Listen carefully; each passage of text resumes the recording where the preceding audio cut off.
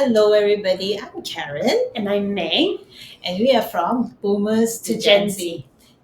And so Today we're going to be talking about Karen's recent excursion. Okay. So don't go away.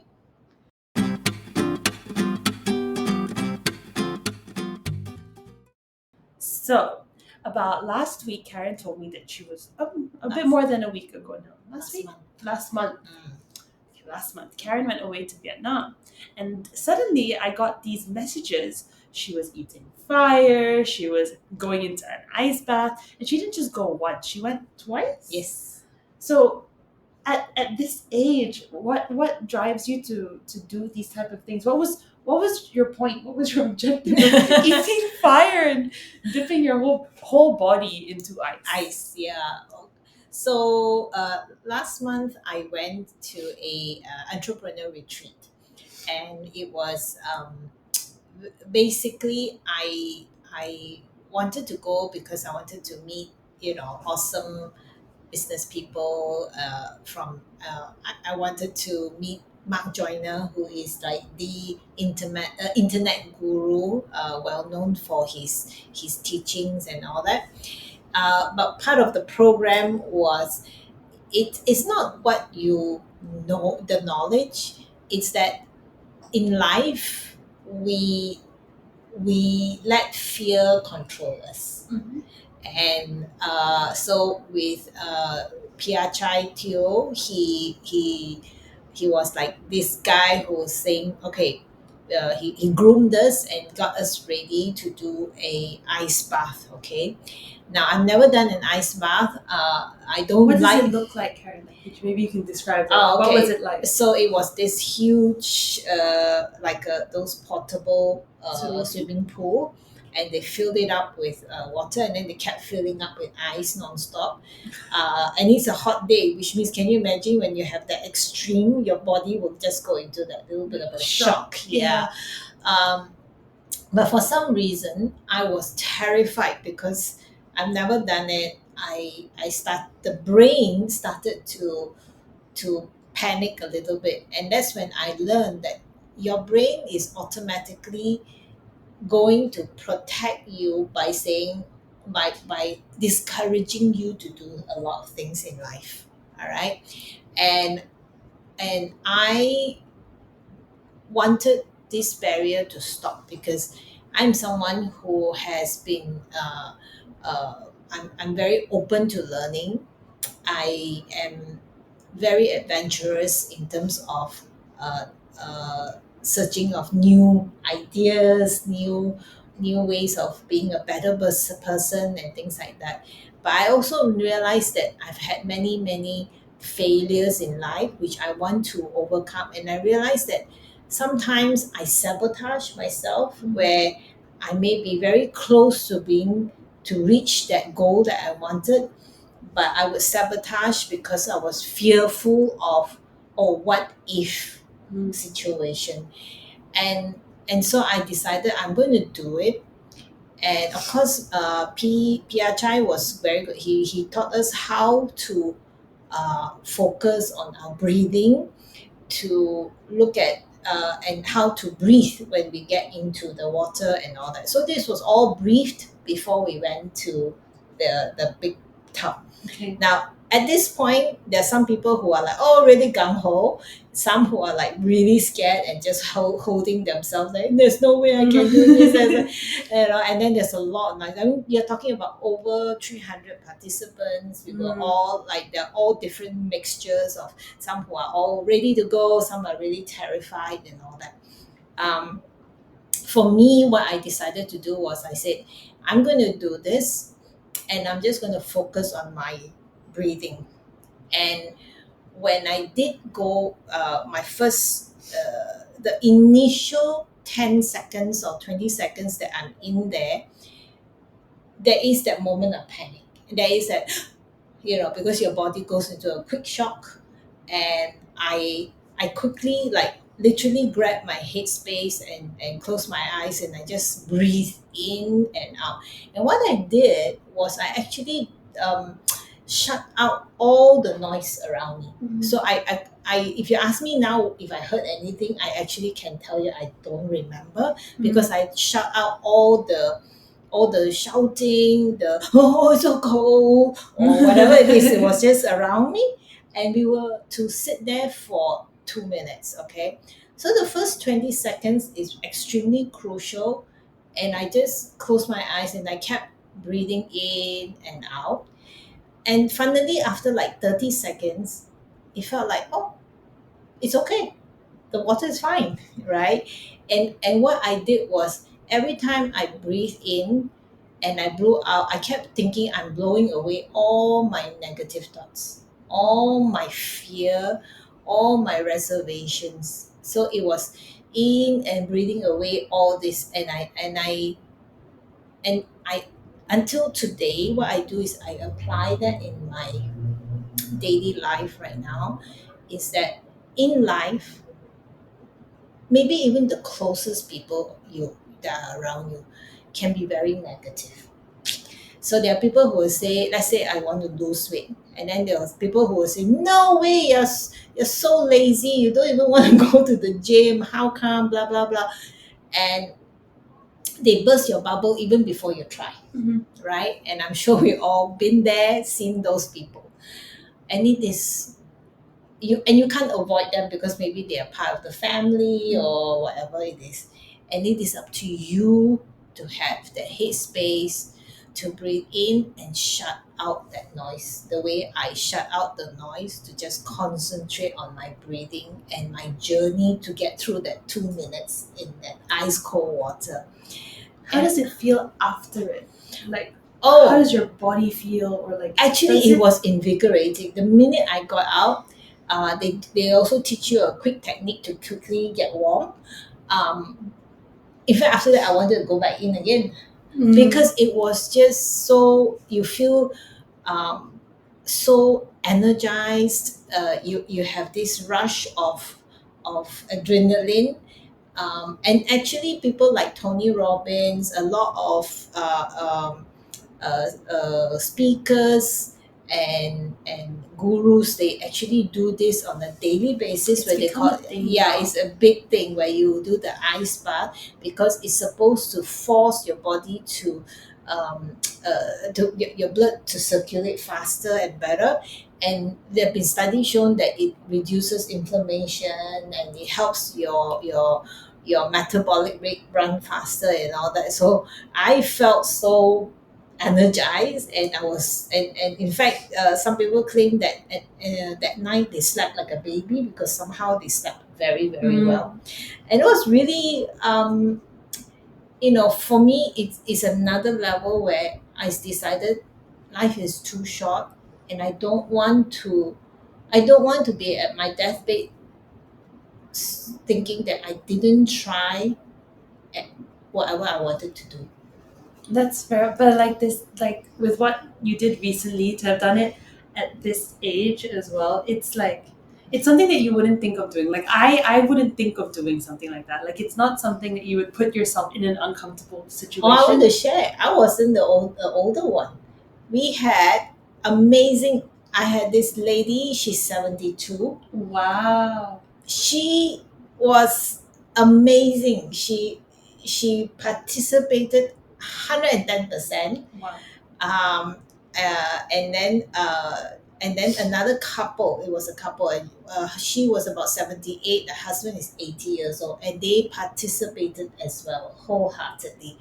And it was so funny, because the 72-year-old, we went to an island, and by the evening, everyone was just sitting on the boat, like really knocked out and tired.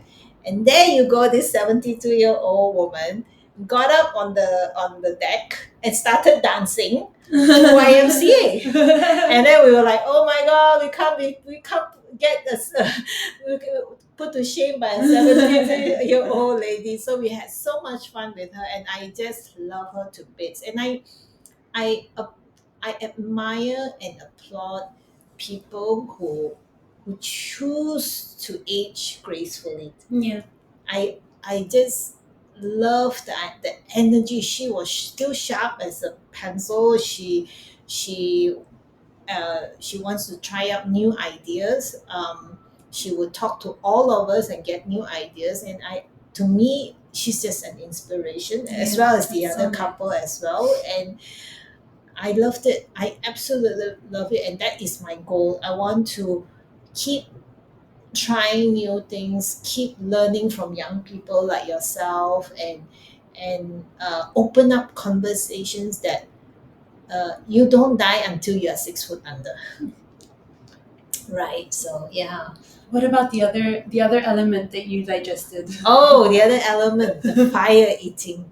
So fire eating was another episode that You didn't look scared at all for that one. no. For some reason, I because again, Pia Chai would tell us the process and tell us how to do it without hurting ourselves and things like that.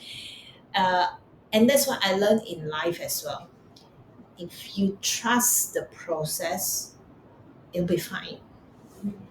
And when we did, and I did it, nothing happened. I was really calm, and Very and I was just okay, I'm gonna just trust, because I'm sure he has done it, or have as many times he has taught people how to do it. So I'm gonna just trust the process. And then that got me thinking about our challenge. As you know, the business is very, it's very trying, and there are times where things just doesn't go your way. And why I'm still persevering is because I need to trust the process, and let things pan out. As when it's time to work, it will work. So I highly recommend doing something crazy like this. But my biggest takeaway is really my absolute admiration to the 72-year-old and the older couple. My absolute trust that in life, if you have already weighed out all your pros and your cons, if you already set up a process that you think have everything in line, trust it. If you trust it with absolutely everything in your heart, it will, and then do it. I think that's what's admirable here. You say the 72-year-old, but I think it's you, like, to have done something like that, because I think a lot of my generation, I think what they call it, there was a book, I can't put my finger on it, I think her name was Jean. But she wrote a book about our generation. What they call it is the safety. We have a safety obsession. Mm-hmm. So our risk taking is so low, and like we don't like to put ourselves in uncomfortable situations. We expect everything to sort of be smooth sailing. And if it's not, there's no such thing as trusting the process. It's like, what is the process? And then we fact check it. So how many people have gone through this process? Right. What do they look like? So it's just really nice to know that, like, there's these other groups of people out there who are making themselves uncomfortable to open up their perspectives to new things, the new possibilities. And I think that that's something that my generation should really not just learn from, but actively do for ourselves. That, like, we really don't know everything right now. No. And we can't keep saying that the older generations, or like the smaller groups of people who do these new things, it only works for them, because that mindset, it limits us. And if you think of it this way, like, we are all on social media, but only like 1% actually goes viral, but yeah, we're all still doing it, right? So if we can have that mindset for that, then we should also have that mindset and try, because what's the worst that could happen? And Exactly. Yeah. and like really learn from it, learn from other people, like work on finding mentorship. Like, it's not about authority figures or people. It could be mentors, could even be younger than you. Yeah. It's about being open to learning something else, and like admitting that you're not all that and all that good about something. Also smart about something. Yeah, because your way might not work, and if you invest too much in your way and you don't open up yourself to joining programs like what Karen did, and like, putting herself out there, then you're actually limiting what you could become, and you will become very, like, I think, disappointed if your way doesn't work out, because you'll feel like you have no other option. Exactly. I think the takeaway here is, you listeners, identify what is holding you back. What is, and is that fear reasonable. Honestly, what could possibly go wrong if you do the goal to try to achieve the goal? And it is a conditioning. It is definitely a conditioning because, again, like I said, there's so many factors. Number one, our brain does automatically try to protect us. So the first thing is like, don't do that, don't, you cannot, your body cannot take it, or that kind of thing. That's number one. Number two, in whether it's my generation in my 50s, where my parents, the conditioning we got was we cannot fail. If Mm. fail means you are a failure, you are a nobody, that you have, um, that you are not good enough. It's like a bad state. Yeah. So I don't know if you get that at your generation, but I know for my generation, any form of failure is seen as a really negative component. And what I have learned now is, no, if I fail, then I know I tried that, it doesn't work. Now I have to change and find the process that works. What works to make, so that I can get closer to the goal that I'm trying to achieve. And one thing that I learned as well in the retreat is that there are three main components that when you need to adjust, whether it's the people, the people, process, and the plan. That's the People, plan. process, Yeah. yeah. So these are the three things: the plan, process, and people. So you need to go back to the drawing board. If something didn't work out, look at the plan. Whether there's need for adjustment, maybe in terms of a business plan, maybe is it, did you overestimate certain things? Was the planning of that goal to get 10 million in 1 year, was it too ostentatious? Maybe we have to scale it down, change it up a little bit, blah blah blah. Then the process, is it the machinery that you bought is not good, maybe we need to upgrade, we need to produce? Or is it the process of how you're contacting your clients, what is shifting? And then, of course, the last bit is the people. Are you hiring the right people to help you? Could it be you? Sometimes the leader or the founder of the business may have already given up. So if you have given up, how can you push to make that business grow? Because you have given up. So those questions are really crucial. Is,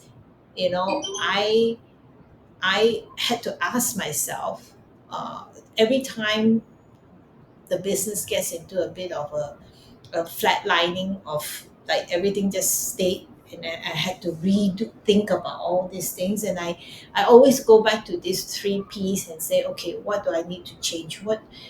What's the approach? Maybe and keep tweaking it and tweaking it and tweaking it, and then you will fail. Yeah. And when you fail, You learn what not to do. yeah, exactly, right? So I think, would that apply to your business?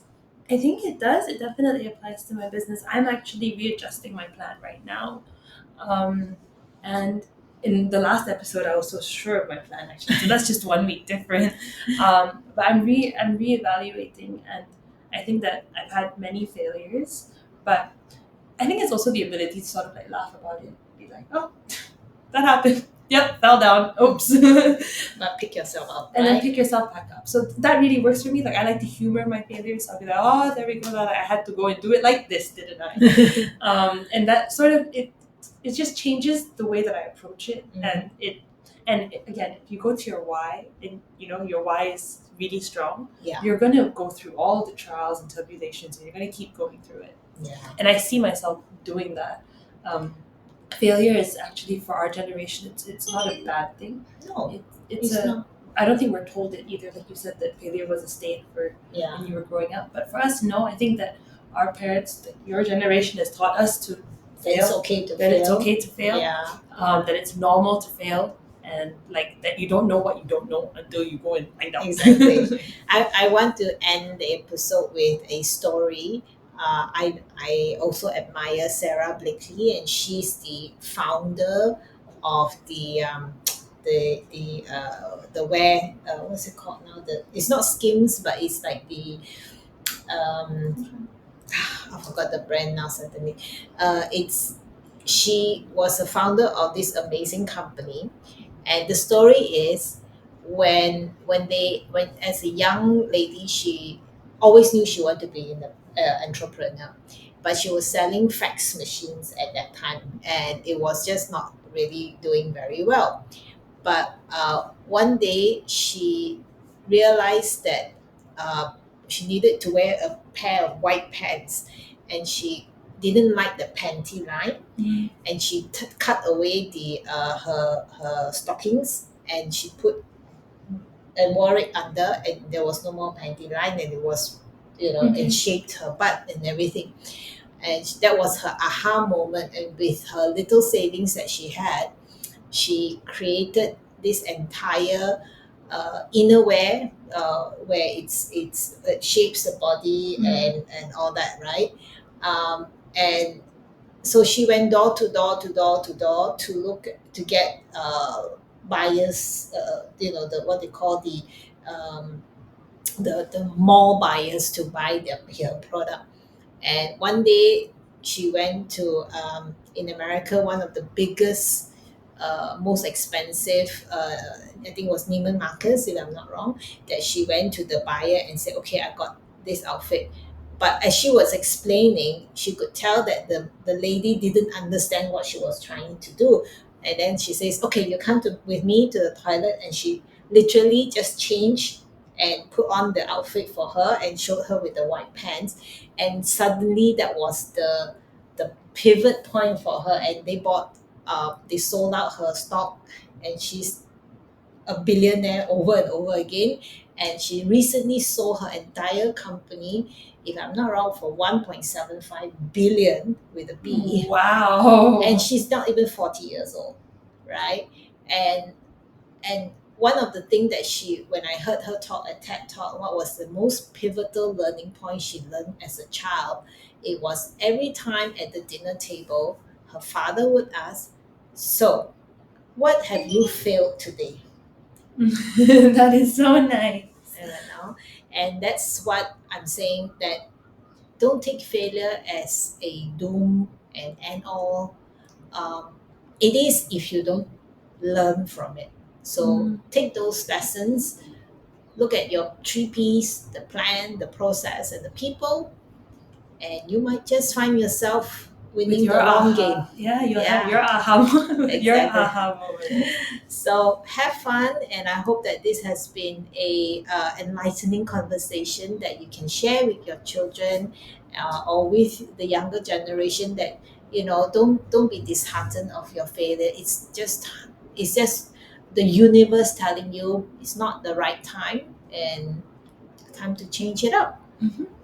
And this is all just our opinions. This is just us having some fun, exploring topics that are of interest to us. If there's anything that you want us to talk about in particular, Let us know in the comment section. Make sure to share this to your friends so that we can keep doing this. And we'll see you next week. And see you. Bye bye.